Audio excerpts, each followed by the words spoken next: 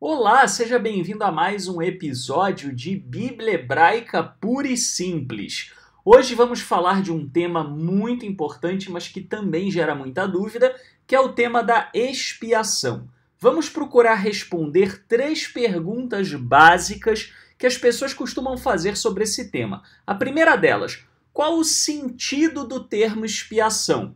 A segunda, é verdade que expiação de pecado exige sacrifício de sangue? E a terceira, como haver expiação sem o templo nos dias atuais? Vamos começar então falando sobre o que é expiação. Nós temos que olhar para o termo original utilizado na Bíblia hebraica, que é o termo kapar, que vem dessa raiz kaf, pe, resh, que pode ter 2 sentidos, o de cobrir ou de limpar. Para o perdão, mais especificamente, significaria cobrir uma dívida ou limpar uma sujeira realizada ou que esteja sobre a pessoa. E eu trouxe um comentário do Dr. Baruch J. Schwartz, da Hebrew University of Jerusalem, que fala sobre esse termo dizendo o seguinte: o verbo kiper significa limpar ou descontaminar. Esse sentido de kiper foi notado séculos atrás por Rashi e agora é confirmado por nosso conhecimento das línguas antigas semitas. Existem, portanto, essas 2 categorias de sentido para o termo. A primeira delas, o sentido de cobrir, nós podemos ver, por exemplo, em Gênesis 6,14, onde é dito: tu, porém, farás uma arca de madeira de cipreste, divide-a em compartimentos e cobre-a, o errapartá, de piche por dentro e por fora.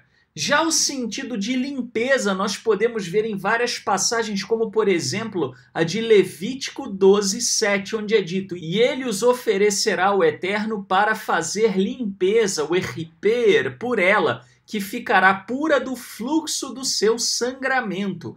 Essa é a regulamentação para a mulher que der à luz um menino ou uma menina. Aqui não há dívida, mas o sentido de quê? De que dar à luz deixava a mulher cerimonialmente impura, o que não deve ser confundido com pecado. Numa outra oportunidade, podemos fazer um estudo específico sobre pureza e impureza cerimonial. Porém, o importante aqui é entender a ideia de limpeza. Mas como é possível que um mesmo verbo signifique cobrir e também limpar? Se nós olharmos para o sentido semita da palavra na sua origem, não é tão difícil assim compreender. E há uma passagem bíblica que nos ajuda a entender bem isso, que é a passagem de Deuteronômio 23, 13 a 14, onde é dito: e entre as tuas armas terás uma pá, e será que quando estiveres assentado fora, então com ela cavarás e virando-te, cobrirás o que defecaste, porquanto o Eterno teu Senhor anda no meio de teu arraial para te livrar e entregar a ti os teus inimigos. Pelo que o teu arraial será santo, para que ele não veja coisa feia em ti e se aparte de ti.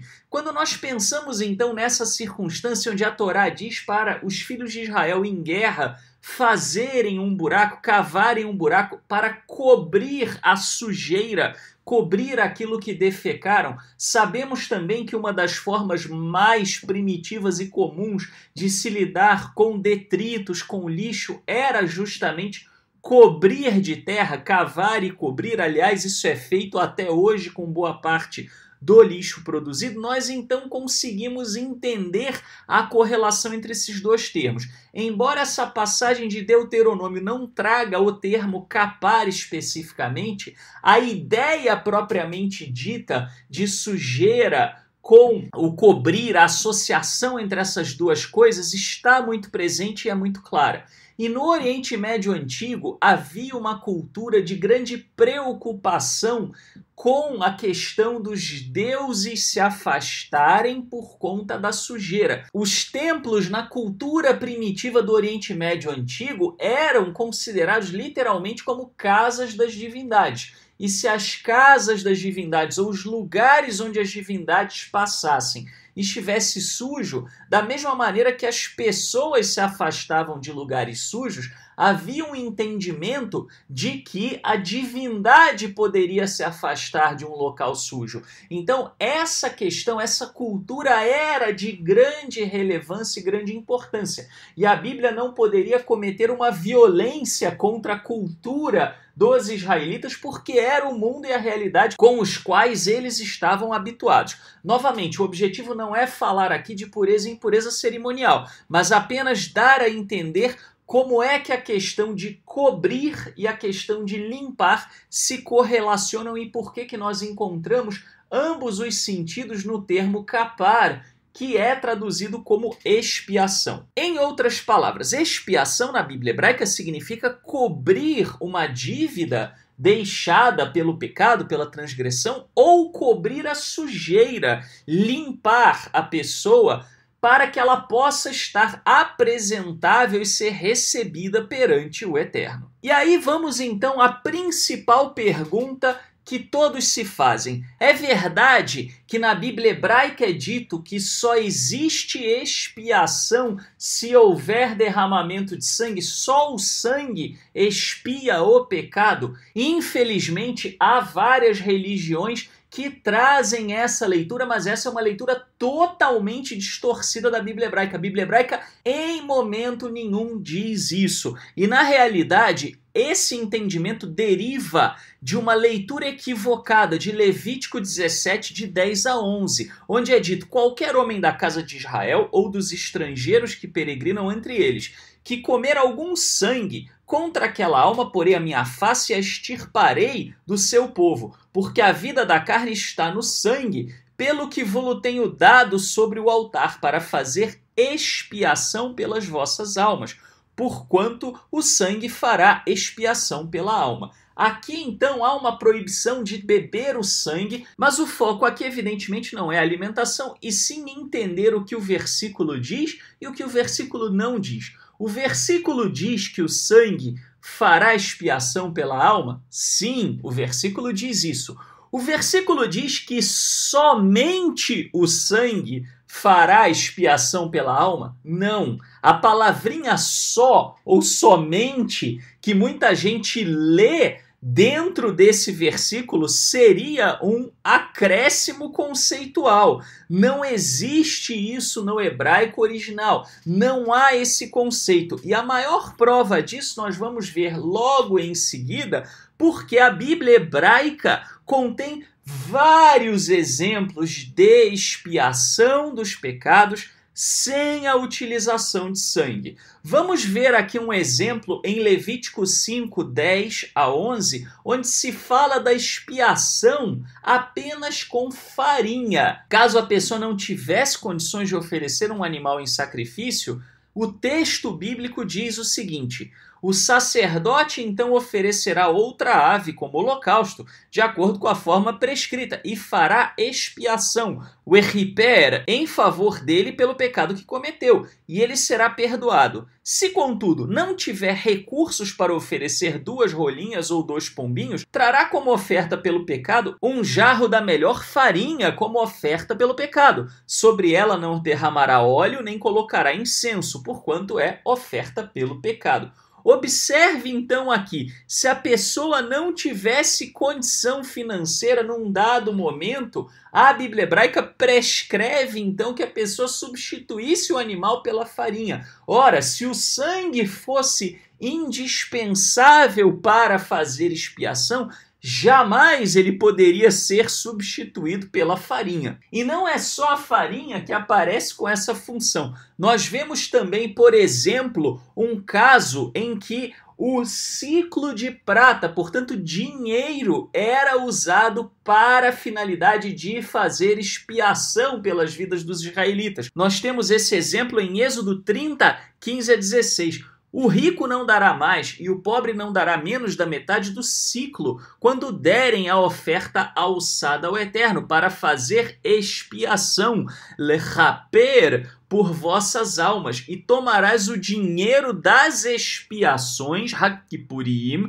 dos filhos de Israel, e os darás ao serviço da tenda da congregação, e será para memória aos filhos de Israel diante do Eterno, para fazer expiação, lechaper, por vossas almas. Portanto, aqui, além da farinha, vemos um exemplo com dinheiro. E nós vamos ver mais um exemplo litúrgico. Nós temos esse exemplo em Números 17:12 nas traduções hebraicas e 16:47 nas traduções cristãs. O texto é o mesmo, mas às vezes a numeração de uma Bíblia para outra pode variar. Quando então houve uma praga em Israel, naquele momento, olha o que Arão vai fazer para expiar os pecados dos filhos de Israel. E tomou Arão o incensário, como Moisés tinha falado, e correu ao meio da congregação. E eis que já a praga havia começado entre o povo.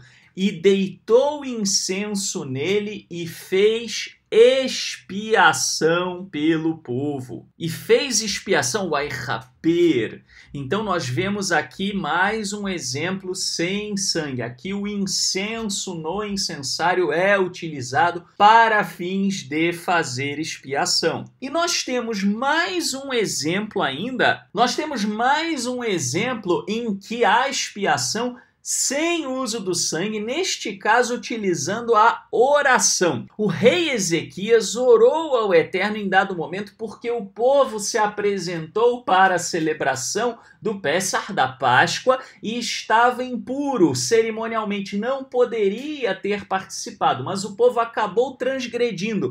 E o que é dito então em 2 Crônicas 30, de 18 a 20, porém Ezequias orou por eles, dizendo: ó Eterno, que é bom, expia e raper todo aquele que tem preparado o seu coração para buscar o Eterno, o Senhor de seus pais, ainda que não esteja purificado segundo a purificação do santuário. E ouviu o Eterno a Ezequias e sarou o povo. Mais uma vez aqui, expiação sem derramamento de sangue. E quando nós olhamos para o livro de Provérbios, capítulo 16:6, nós encontramos a essência do que realmente faz expiação pelo pecado e não é o sangue. Observe o que é dito: pela misericórdia e verdade a iniquidade é expiada, Yehupar, e pelo temor do Eterno os homens se desviam do pecado. Portanto, é isso que o Eterno deseja: a verdade, você assumir aquilo que você fez, e a misericórdia, você se voltar dos seus caminhos transgressores e agir em misericórdia para com o próximo. Evidentemente, o temor do Eterno, que também é trazido aqui, se refere ao fato de que não é apenas com o próximo que você deve agir em integridade, mas também para com o próprio Criador. E aqui vamos fazer um adendo para falar sobre qual era de fato o propósito do sacrifício de sangue. Afinal, alguns podem estar se perguntando: ora, mas se não era necessária a expiação através do sacrifício de sangue, por que é que há uma prescrição para o derramamento de sangue? Bem, o objetivo do sacrifício de sangue era uma espécie de uma punição ou compensação financeira pelo pecado. Afinal de contas, o animal que era levado ao tabernáculo ou ao templo, ele acabava pesando no bolso do israelita. Os animais eram usados para vestuário, para produção de leite, para carne. Não era a todo momento que se comia carne, salvo aquelas pessoas que eram mais abastadas. Portanto, abdicar daquele animal significava um sacrifício na concepção da nossa palavra sacrifício no português.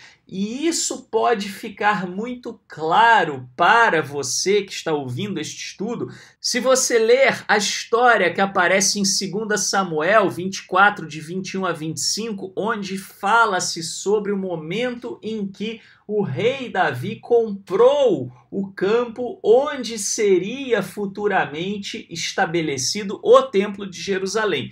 É dito o seguinte: e disse Araúna: por que vem o rei, meu senhor, ao seu servo? E disse Davi: para comprar de ti esta eira, a fim de edificar nela um altar ao Eterno, para que este castigo cesse de sobre o povo. Então disse Araúna a Davi: tome e ofereça o rei, meu senhor, o que bem parecer aos seus olhos. Eis aí bois para o holocausto, e os trilhos e o aparelho dos bois para a lenha. Tudo isto deu Araúna ao rei.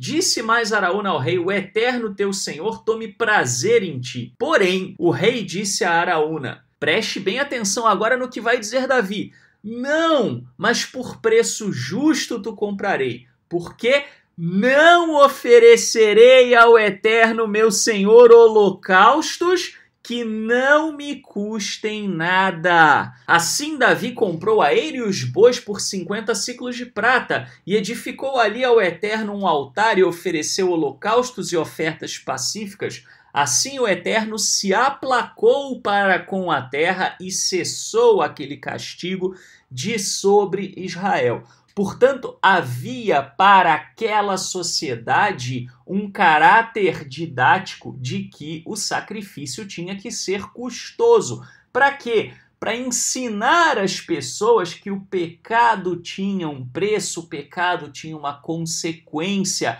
Não se deveria simplesmente dizer: ah, desculpa aí, beleza? E fingir que o pecado não causa consequências.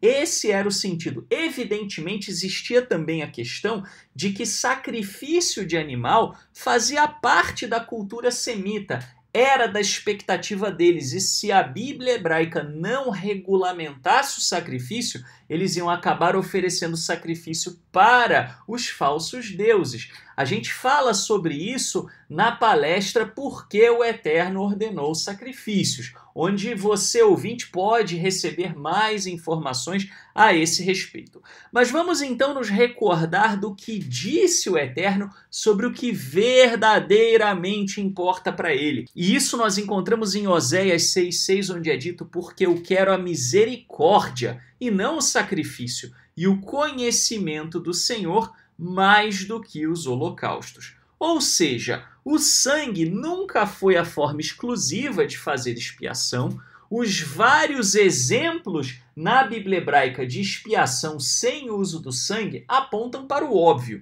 O importante não é o sangue, o importante é a transformação interior e não um ritual externo. O Eterno não é essa divindade sanguinolenta que, se alguém ou alguma coisa não morrer, vai te lançar nas mais profundas trevas da punição eterna. Isso é ridículo. As pessoas deveriam ter vergonha de dizer um absurdo desses a respeito do Criador dos céus e da terra. Portanto, vamos entender o objetivo do sacrifício, que era servir como compensação custosa, não derramar sangue. Aliás, o Eterno diz em N lugares nas Escrituras que ele não está nem aí para sacrifício, que ele não bebe sangue, que ele não come carne, que ele não está preocupado com esses elementos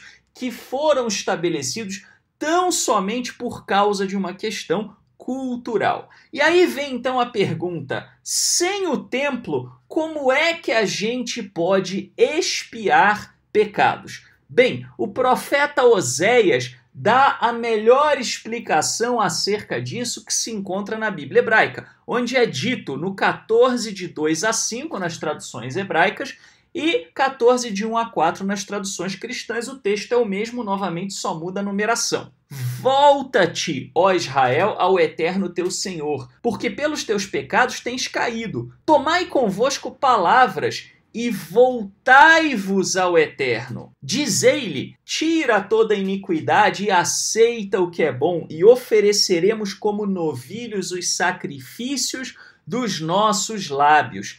Eu sararei a sua infidelidade, eu voluntariamente os amarei, porque a minha ira se apartou deles. Veja você, o importante para o Eterno é você deixar o pecado e se voltar para ele. O sacrifício de animais é irrelevante, o sangue é irrelevante. Tanto que, autorizado pelo próprio Eterno, o profeta Oséias diz que o Eterno receberá e aceitará os sacrifícios dos nossos lábios. Do que ele está falando aqui? Da confissão, da oração, do simples pedir perdão. Se você pede perdão, isso é suficiente para que o seu pecado seja expiado, desde que seja uma expressão de um perdão genuína, desde que seja uma expressão autêntica. E nós falamos bastante sobre isso no vídeo sobre perdão, que caso você não tenha visto ainda, recomendo muito que veja. E é muito importante frisar e ressaltar que em momento algum na Torá, na chamada lei mosaica, melhor traduzido como instrução mosaica, em momento algum é dito que é necessário sacrifício de sangue na diáspora. A Torá já previa que o povo seria exilado, já previa que o povo transgrediria, sofreria as consequências dessa transgressão e ficaria no exílio. E no exílio não daria para sacrificar, evidentemente. E o que é então que a própria Torá diz que nós devemos fazer nessa circunstância? Isso está lá em Deuteronômio 30, de 1 a 3. E será que, sobrevindo-te todas estas coisas, a bênção ou a maldição que tenho posto diante de ti, e te recordares delas entre todas as nações, para onde te lançar o Eterno teu Senhor, e te voltares ao Eterno teu Senhor, e deres ouvidos à sua voz, conforme a tudo que eu te ordeno hoje, tu e teus filhos, com todo o teu coração e com toda a tua alma. Então o Eterno teu Senhor te fará voltar do teu cativeiro e se compadecerá de ti, e tornará a juntar-te dentre todas as nações, entre as quais te espalhou o Eterno teu Senhor. Portanto, o argumento de que Israel precisaria de um sacrifício de sangue, etc., etc., usado às vezes até para tentar converter judeus para outras religiões, é completamente furado teologicamente do ponto de vista da Bíblia hebraica e mais especificamente da lei mosaica. Em momento nenhum o Eterno pediu isso da nação de Israel. Não apenas de Israel, mas de toda a humanidade. O Eterno jamais cobrou sangue para que ele pudesse perdoar alguém. Na realidade, o que ele sempre disse, o que ele sempre pediu é muito simples: arrependimento genuíno e voltar-se para os caminhos dele. Se você se volta dos seus maus caminhos, se você de fato deixa para trás a vida de transgressão, se você deixa para trás aqueles hábitos pecaminosos, então automaticamente, quando você deles se arrepende, o seu pecado é expiado. O ritual externo apenas era uma expressão para que o povo pudesse ver isso com seus próprios olhos, pudesse sentir isso de uma maneira mais tangível, mas jamais foi a essência da coisa. Resumindo então o que nós vimos hoje aqui. Expiação significa cobrir uma dívida ou limpar/purificar. Há vários exemplos de expiação sem sangue na Bíblia hebraica. Logo, o sangue jamais foi primordial para a expiação.